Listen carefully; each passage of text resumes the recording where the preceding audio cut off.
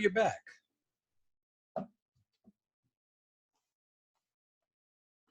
And I'm right here. So welcome back to Studio 720, high atop Chapel Hill. I'm your excellent host, Professor Segars. And today we're going to talk about technology number 6. Today's topic is nanotechnology. Now, as you may notice, when we start to go through these technologies, or as we're traveling through our path here, some of these videos are a little longer than others. That is going to be compensated because some of the videos will be a little bit shorter than others. I'm cognizant of your time and your responsibilities, you know, as you're trying to navigate this new landscape. One of the things that's really interesting about nanotechnology and what it does is, again, it is going to be one of those technologies that's going to be on the forefront of fighting infectious disease, of healthcare, and of creating a world of super possibilities out there. So first thing I want to do is sort of give you a little bit of background as to what it is. And the way to do this is to demonstrate it using my touch screen right here. Okay, here we go. And sort of compare and contrast it to the other. Now, the thing that we talked about a few sections ago was biotechnology.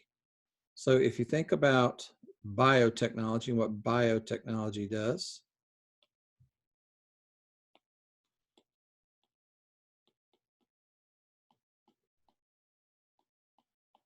biotech, basically with biotech, you're working with cells. So if you think of cells, and these are the building blocks of organic material, which is the human body, plants, life itself. So organic equals life itself. And that would be the realm of biotech.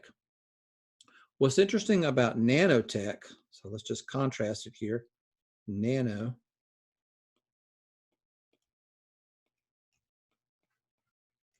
is that you're working with atoms, which are the basic building block of non-organic material. So here, what you're looking at is non-organic.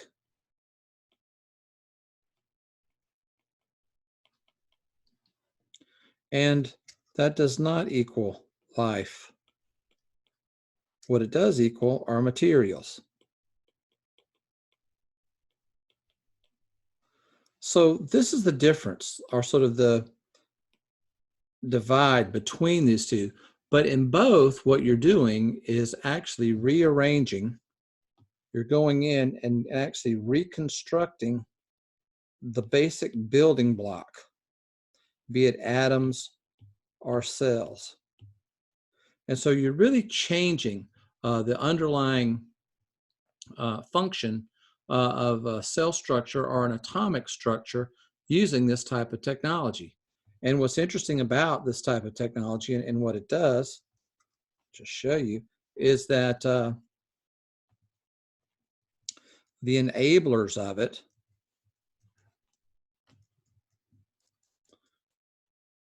certainly some of the things that enable all this. Certainly, number one, you have science itself. Science being the new discoveries in terms of how these things work. So if you look at either cells or if you look at atoms and how they work together, how they construct different structures,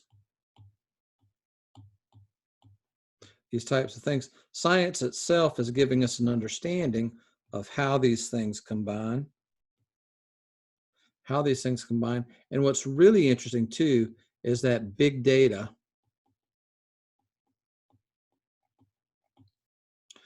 certainly computational improvements, which might even include in the future quantum type of computing, increases the big data, the availability of big data, computational data, and also data, data data visualization. These things have actually combined together to really create the ability to go in and improve the science. The science is improving this, and it's moving into different types of structures, different things that we can do with these different materials. So it's a really exciting science, and it's something very similar to biotechnology, but just working with non-organic materials. So I thought it would be fun today. Very excited to take you into this world.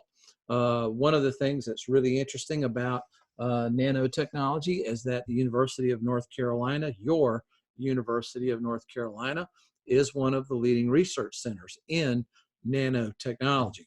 Very, very exciting. I think the university has knocked down several major research grants in the area.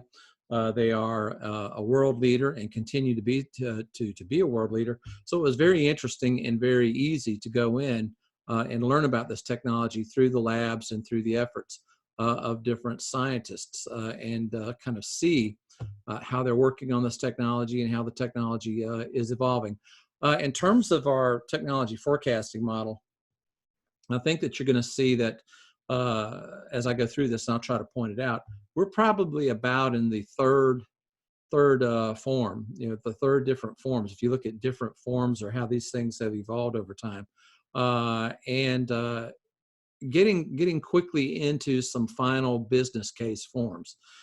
So I would say the first form of the technology you're going to see was very popular, and it's quite likely that you own some nanotechnology. In fact, I'm willing to bet that all of you own some piece of nanotechnology.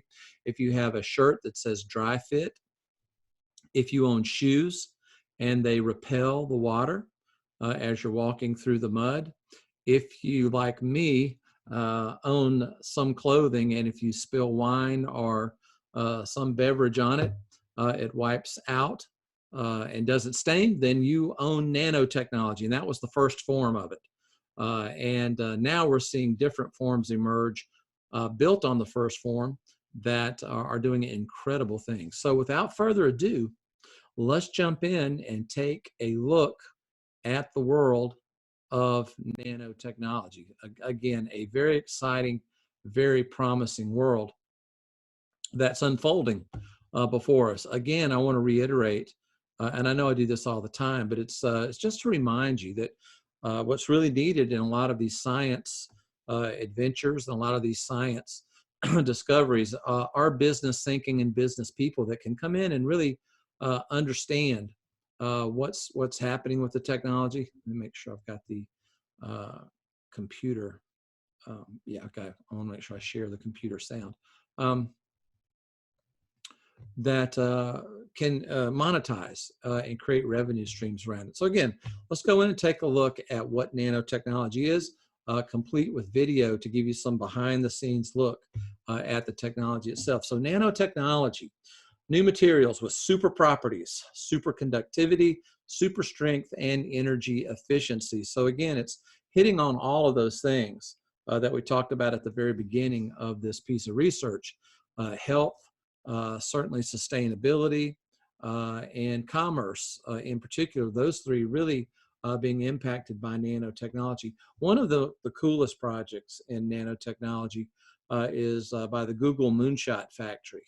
And what they're really looking at that to me is just amazing is the idea of storing electrical energy. Certainly companies like Apple, Samsung are interested in nanotechnology to improve battery life. In fact, one of the stretch goals at Apple for Apple iPhone or any of its mobile devices is a smartphone that you charge once every 2 years, a watch that you charge once every 2 years, and you just charge it overnight.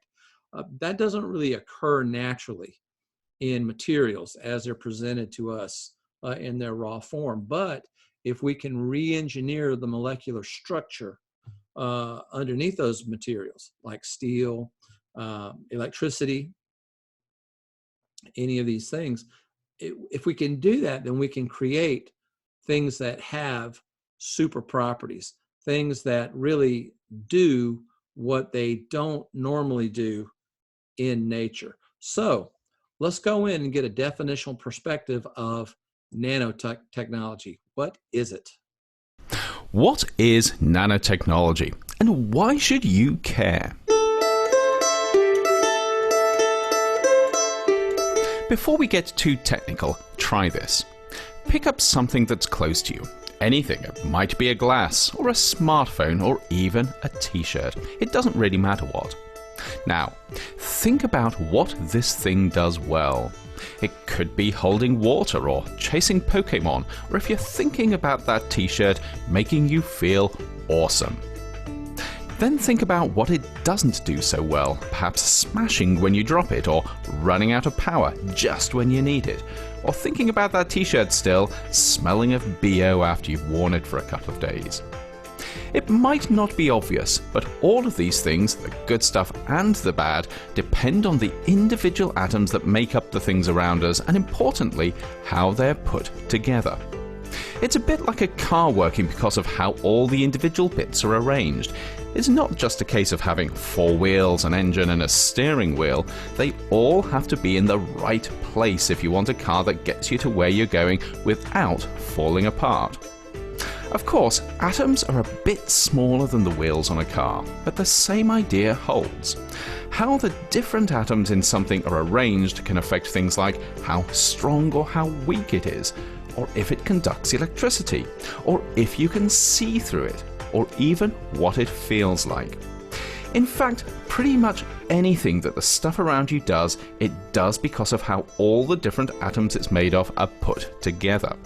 And this includes the things that you don't want stuff to do, like breaking, or smelling, or running out of power. If we were really smart, of course, we'd make the stuff around us work better simply by doing a better job of arranging the different atoms it's made of. And if we were smarter still, we could make totally new stuff by putting atoms together in ways that we'd never done before. We could even start to create stuff that behaves in quite unusual ways, because when you start playing around with atoms, you can tap into some really weird quantum physics. The trouble is, atoms are really small, more than 1,000,000 times smaller than the tip of your pinky finger, and that means they're not that easy to work with. But over the past few years, scientists and engineers have become increasingly good at designing and engineering materials down at the level of atoms or small groups of atoms. And because this new technology involves doing stuff at such a minute scale, it's called nanotechnology. Using their new skills, nanotechnologists are beginning to do cool stuff like creating materials that are really good at turning sunlight into energy, or using nanoscopically small particles to deliver anti-cancer drugs, or even turning polluted water into drinkable water. They're even finding new ways to make glass that doesn't break when you drop it, batteries that last longer, and even t-shirts that smell fresh after you've worn them for a few days. This is really powerful tech. It's helping us to do stuff we couldn't even dream of just a few years ago. But because nanotechnology is so powerful, we need to be really careful how we use it, just in case we end up causing more problems than we solve. The last thing we want is to make better solar cells that also destroy the environment, or design more efficient water filters that just happen to cause more pollution. Because of this, scientists and others are working hard to make sure we develop and use nanotechnology responsibly. But this isn't just down to nanotechnologists. It's something everyone can be part of, because at the end of the day, it's up to us to decide just how much we want nanotechnology-enabled products and what we're willing to put up with to get them.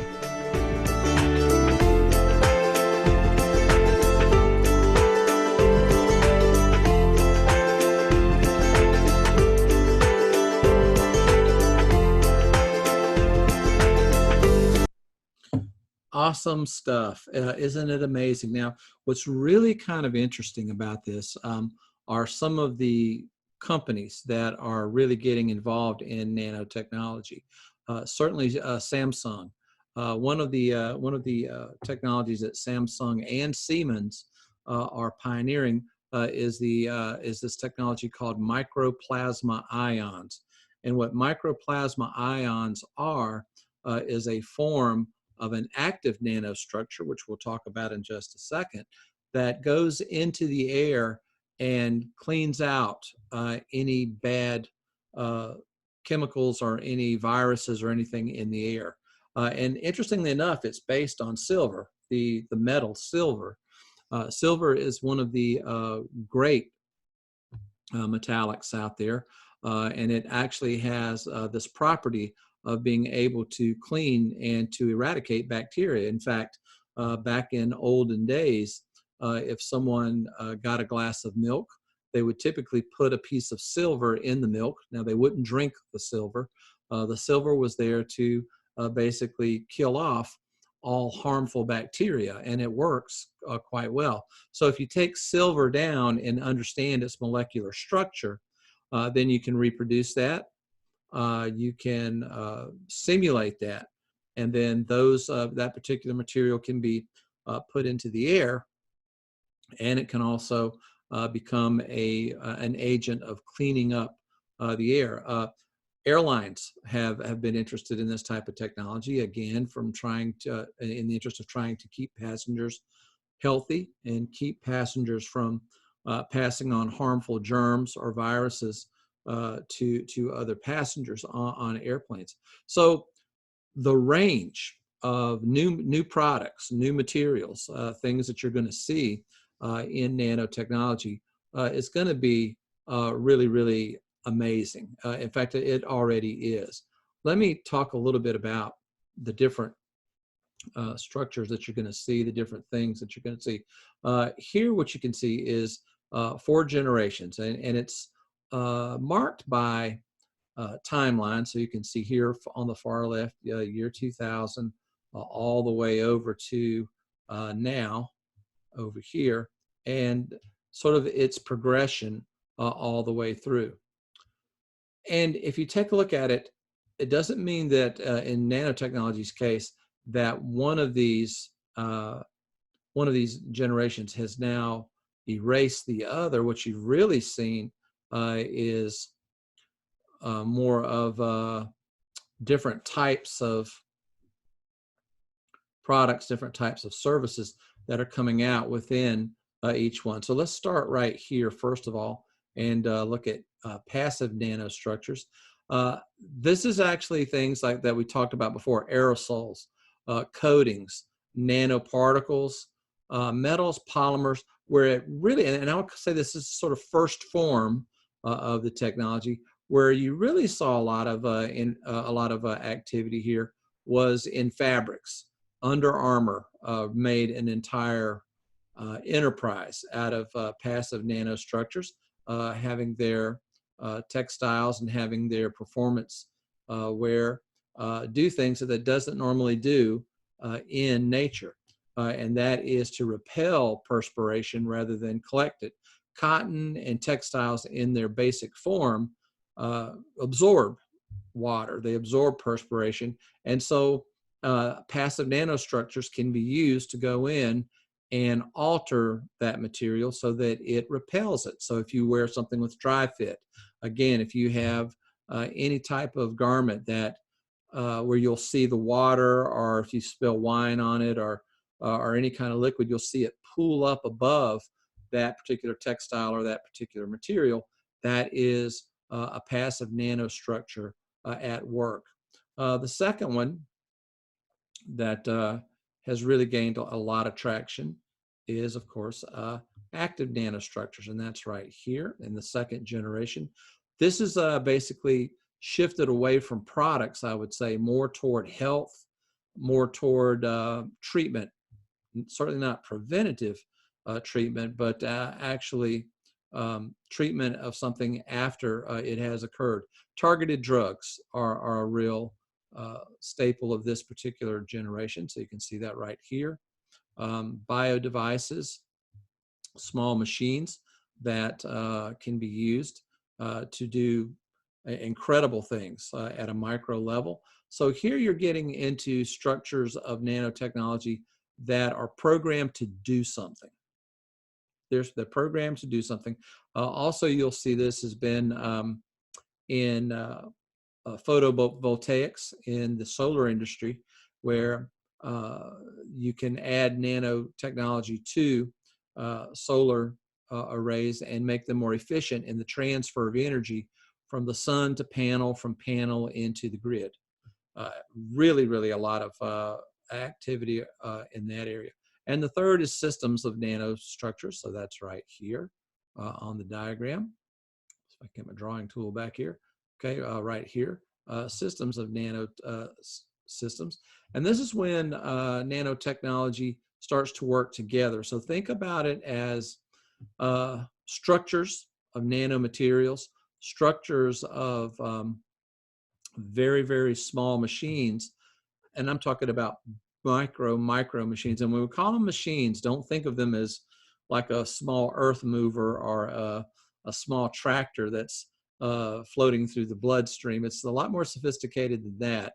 It's based on biology and based on chemical, but they are structures of nano systems that do things. And this is already out there. We're seeing it in micro robotics. In fact, one of the leading institutes in micro robotics, and these are just like very microscopic, I would almost call them biological systems. To call them robotics is to be a little bit confusing.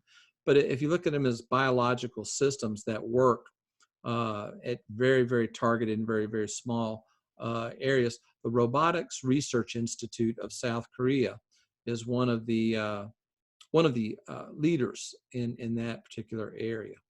Molecular nanosystems, and this really gets into a really interesting, I mean, an incredibly interesting part of nanotechnology.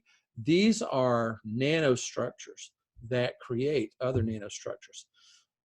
So the lingo for it in the labs and the researchers that work in this area, how they describe it is machines making machines. And so you might have a nanostructure that has entered the respiratory system of someone that is having problems. That nanotechnology would recognize the damage in the lungs or the repair that might be needed. And what that system would be able to do would be to create other types of bio devices or biostructures, let's just put it that way, that could then take care of the problem. So imagine it as a 3D printer that is able to print other 3D printers. That's the way you could conceptualize of this. Now, I know what you're thinking. Wow, that timeline has to be out into 2040, 2050. No, take a look at the timeline here. That's right now. That's 2020. So all of these things are going on. In terms of our technology forecasting model, you could see this as 4 separate wheels that are spinning. I would say the passive nanostructures are fairly mature. Active nanostructures are maybe early maturity. Systems, probably very early on, in molecular nanosystems, even earlier, but with promising results. So think of these as 4 different wheels in the nanospace that are spinning at all points, being informed by science, the reference sciences. Early manifestations are coming out. And what you're seeing are new business models that are coming out. So what we're going to do, and this is a fairly straightforward presentation as far as this technology goes, we're just going to go 1, 2, 3, 4, and I'll show you examples of each one of these technologies, complete with video so that you can see what's going on in the industry. But again, this is one where when I was researching it and learning about it, and I knew something about it, but keep in mind my area is more on the networking, certainly mesh networks, pervasive and heavy into AI and machine learning. It was at first a little difficult to see how this might play out. But it just kept showing up every time I would talk to scientists. You got to look at nanotechnology. Nanotechnology is is going to be really, really important in the future. So I think I was a reluctant investigator into it. It just wasn't something that seemed quite as exciting. But when you take a look at some of these proof cases, I think you'll agree that in terms of commerce, in terms of new businesses, and really starting to look out into the future, this is going to be a really, really important technology. So let's go in first of all into nanomaterials. Again, you probably have some of these in your possession right now. You may be wearing one as you watch this video. Anything that has super properties, ski goggles that don't fog up, material that resists stain. If you have a house and it repels water, the paint structure repels water so that dirt doesn't gather onto the siding or onto the bricks. That is part of nanomaterial. But we have just towed the starting line of what that's going to be. Again, businesses have been built on this. One of the early businesses that got into this in athletic apparel was Under Armour, an incredible company that really understood what technical fabric could be and how it might help the performance of athletes. So let's take a look at the world of passive nanostructures.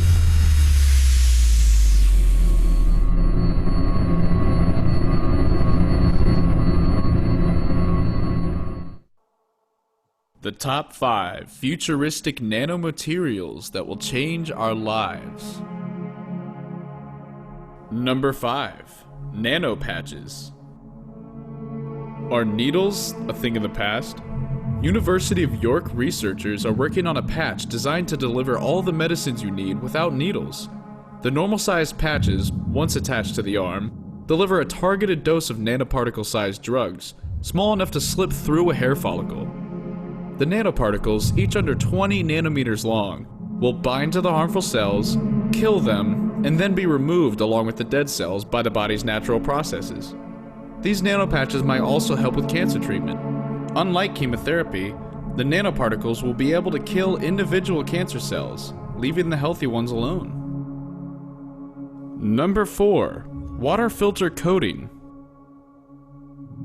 You can say goodbye to oceanic oil spills thanks to the water filter coating. The coating scientists are developing is nanometers thick, and it strains out oil while allowing water to pass through. The nano coating was actually inspired by water lilies. Its properties are the opposite of nano coating, repelling water but not oil. The resulting technology repels oil like the lotus leaf repels water. The coating is invisible to the human eye and can be replicated at the cheap cost of $1 per square foot. Number 3. Artificial retina.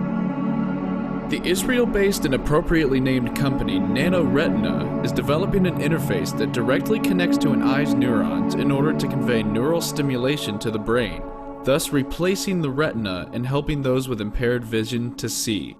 So far, an experiment on a baby chick has proven successful, with the neural activity proving that the nanofilm let the chick see light that it otherwise wouldn't have. But the would-be retina has a long way to go before reaching its ultimate goal of enhancing human eyesight.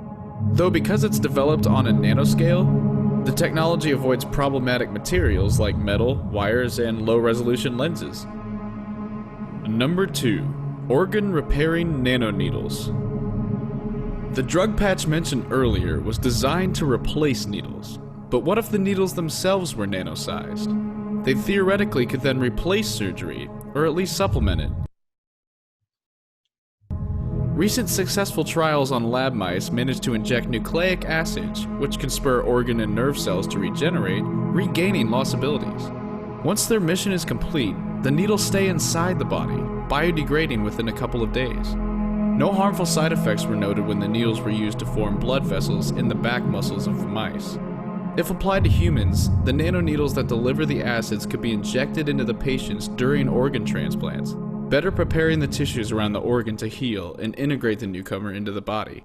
Another cool application for the doses might be reprogramming the cells of a burn victim to regrow as functioning and healthy, rather than scarred and useless. Number 1. 3D chemical printer. This 3D printer is capable of churning out thousands of different molecules. It can create a large number of different chemicals from scratch, with a wide range of extraordinary natural properties, such as rhadenine, found only in a rare Peruvian flower. The scope of the synthesis is large enough to provide molecules needed for medicines, LEDs, solar cells, and even includes some chemicals that could have previously taken a trained chemist years to synthesize. The current prototype is limited, but even now, it's capable of developing new drugs. Here's our question. How do you feel about the prospect of a printable pharmacy in your own home?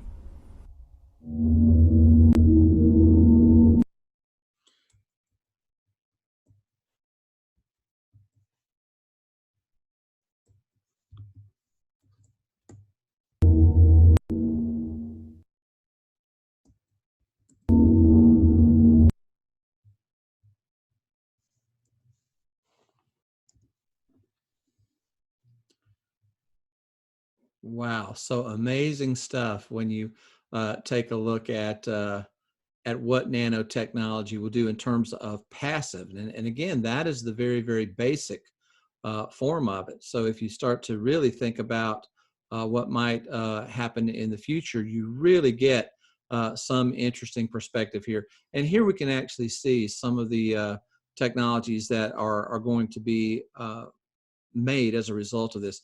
Bendable chips. You know, one of the reasons that your laptop is so rigid and opens and doesn't bend is because of the properties that are needed to conduct electricity, which is based on silicon, and that has to be rigid in order for those circuits to communicate with each other and for electricity to move across the computer board. That's changing, and one of the technologies that is using this is OLED. You saw that earlier in pervasive computing. So bendable types of displays, bendable types of devices, which is going to revolutionize everything from smartphones to display, will be based on nanotechnology. Building materials, paints, coatings that repel dirt and rain rather than absorb it. You saw that in the oil spill technology, which is fascinating. And one of the things that I hope you saw in the previous presentation was the idea that a lot of these new materials, a lot of these new technologies are built upon structures that are found in nature. When you begin to design materials and design things based on what we see in nature, that's called biomimicry. Biomimicry, and it is an incredible design concept and something that you can read about and understand. It's really not that hard, but many times nature is the best teacher in terms of how we should design things that last and that do no harm to the environment. And nanotechnology, to me, as a science, is certainly one of those that really is taking what's out there in nature and then using those design principles to build different types of technologies, different types of structures. Absolutely amazing in terms of what we're seeing. Of course, that's going to lead to new wearable devices and new types of technologies that we will carry around with us, and some that might be implanted within us. So passive nanostructures are a fairly mature piece of the nanotechnology world, even though, again, that technology forecasting wheel is spinning. We certainly haven't seen everything that we're going to see in passive nanostructures. One of the most promising and one of the ones that I think has really changed the world, changed healthcare, is targeted medicine, particularly in cancer treatment, as you're going to see in just a moment. These are nanostructures that change states in order to transform energy, information, or perform a useful function. One of the real revolutions in treatment in today's medical healthcare system is targeted medicine. And these are structures, these are medicines that actually go to the problem and solve it. So let's see how this works in the Cancer Institute video.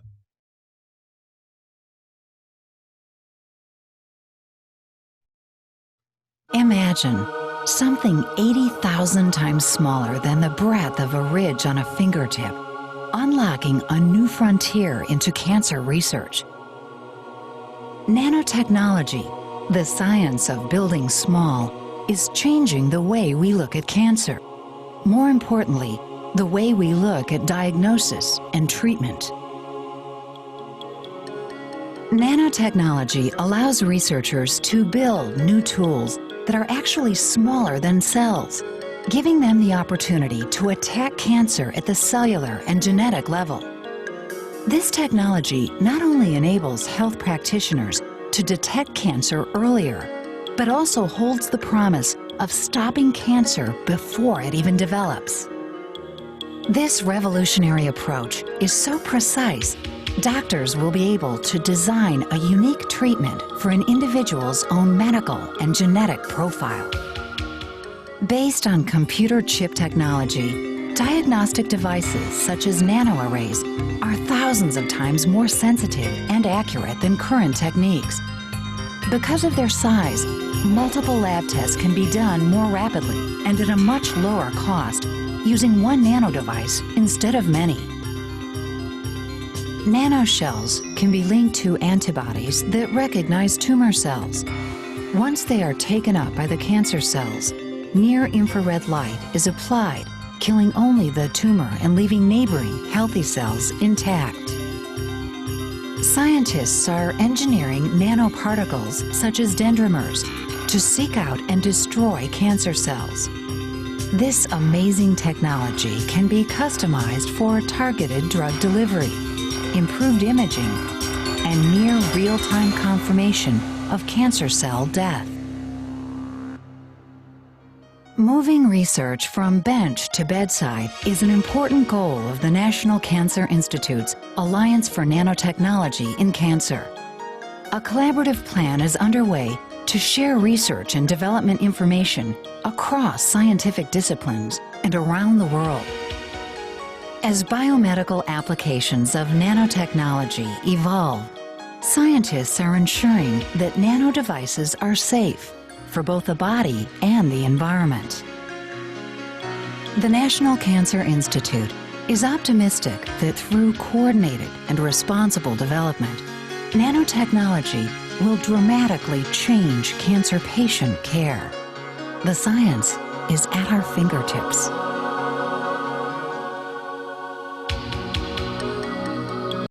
So absolutely incredible when you think about what is possible. One of the things that I hope you saw and picked up in that small presentation was the idea of biotechnology and nanotechnology informing each other. Did you see that? Where in biotechnology, particularly using bioinformatics, even using data visualization and maybe even artificial intelligence, we can identify DNA sequences. We can go in and understand the human piece of it. Then the medicine that is inorganic on the material side, the chemical, can then be targeted to go into the biological system for treatment. So what's really incredible about this is you start to see the marriage of two technologies together. And actually, in this case, three, because you'd put machine learning on top of that. And again, quantum computing is going to have some influence on this in the future. And you start to really see the possibilities of cancer treatment that is more humane, has better outcomes, much better outcomes, and is using advanced technology to personalize it to the patient. And I think that's one of the things that is not quite as well understood by lay people. And I include myself as a lay person. I'm not a medical person, but when I talk to physicians, I'll have to say that I thought that the human, well, you know, a hand is a hand. You know, one person may be similar or very similar to the next. And that's not true at all. When you get into the the chemicals, the DNA of a person, and you get into the things that make up your DNA, your architecture, if you will, in terms of chemicals and in terms of your human genome, it's very unique, and therefore you may not develop the same form of a particular cancer that someone else does, even though it's the same class of cancer. And so to be able to render personalized treatment, to be able to go in and understand your DNA, to understand how your body reacts to certain things, is to start to understand the treatment that might be most right for you. And that is in the world of combined biotechnology with nanotechnology, and I would say with machine learning coming on top of that, being the bridge between the two. And of course, as I mentioned earlier, those three things form a super technology, something that is almost magical in terms of how your healthcare provider develops a strategy for treating some of the most vicious and some of the most heartbreaking, to me is the right word, diseases that are out there. So let's jump now to the third generation, systems of nanostructures, or systems of nanosystems. This is really interesting. This is when nanotechnology starts to communicate with each other. So notice in generation one, generation two, you have independent acting nanostructures that are targeting certain things. When you start to bridge to the third generation, and certainly into the fourth, these nanosystems, or these individual nano structures, start to talk to each other. They start to communicate. And then you get a networking effect where you can have a system of systems that is able to accomplish something unique, something novel, something very customized, and you really get into the idea of these systems being capable of some improvisation once they encounter something within the body, or they encounter something within nature that they are trying to correct, like an oil spill, or a chemical spill, or a virus in the air. These systems can start to act and react, and what designers call improvise, to try to combat whatever they're trying to address there. So again, nanosystems, this is attracting a lot of interest in the venture capital world. There's certainly a lot of early technology, early forms of this technology that are now starting to manifest themselves, and the business models are going to follow. So let's take a look at nanosystems. New research suggests that one day, magnetically controlled swarms of microscopic nanorobots may help fight cancer from inside the body. Jürgen Romer, the study's lead author and a physicist at Philips Innovative Technologies in Hamburg, Germany, has developed a way to magnetically control individual members of a swarm of magnetic devices to perform specific, unique tasks. According to Romer, one potential application would allow nanorobots to be injected via injectable microscopic pills, where they could be maneuvered directly to tumors to release a therapeutic dose of radiation without harming any healthy tissues. While the technology is still in development, nanorobots may one day be able to reduce the harmful side effects of radiation treatment for cancer patients. And again, to reemphasize, these nanorobots are not only working independently, but they are coordinating with each other. That's what makes them a system. When that happens, you really have an incredible opportunity for different treatment strategies.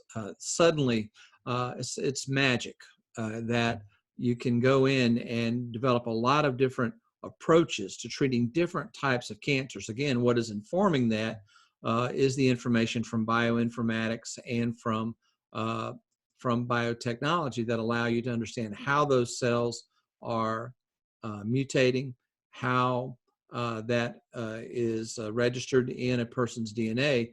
Then the nanorobots can go in and take care of whatever the mutation is and treat it directly. Again, not damaging any of the healthy cells. So notice here in this diagram, the robots are coordinating. They are collaborating, if you want to think of it that way, to find damaged cells, eradicate those cells while leaving the good cells alone. So it's an amazing science when you think about nanosystems and what they might be able to do in healthcare and everywhere else. Well, let's go to the fourth generation. We now have nanostructures that can coordinate and collaborate with each other. What about nanostructures that can create other nanostructures on demand or when needed? That would be a molecular nanosystem. The idea here is that you've got nanosystems that produce atomically precise parts for other nanosystems. And this is what one might look like. This is the newest field. This is the one that is, at very, very early stage, but the results in terms of nano manufacturing might be incredible. I think there's a huge future here in manufacturing at the atomic level. So let's take a look at what nano manufacturing looks like.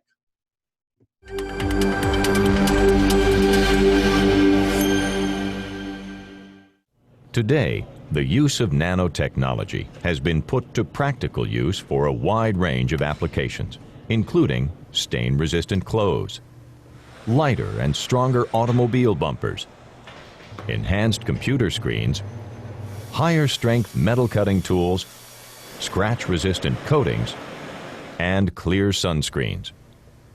Though these advances have impacted our daily lives, many leading researchers and developers worldwide agree that it's the wide-reaching effects of nanomanufacturing that will usher in the next industrial revolution and replace our entire manufacturing base with a new, precise, less expensive, and more flexible way of making products.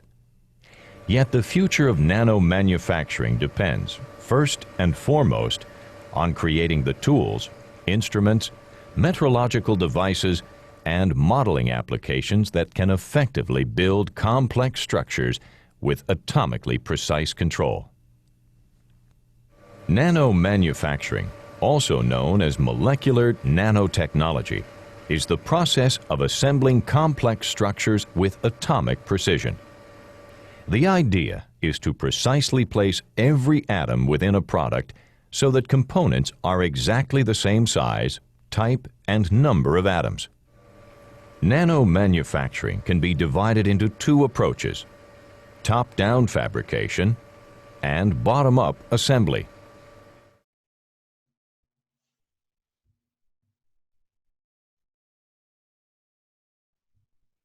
So again, this is the frontier that is ahead for us.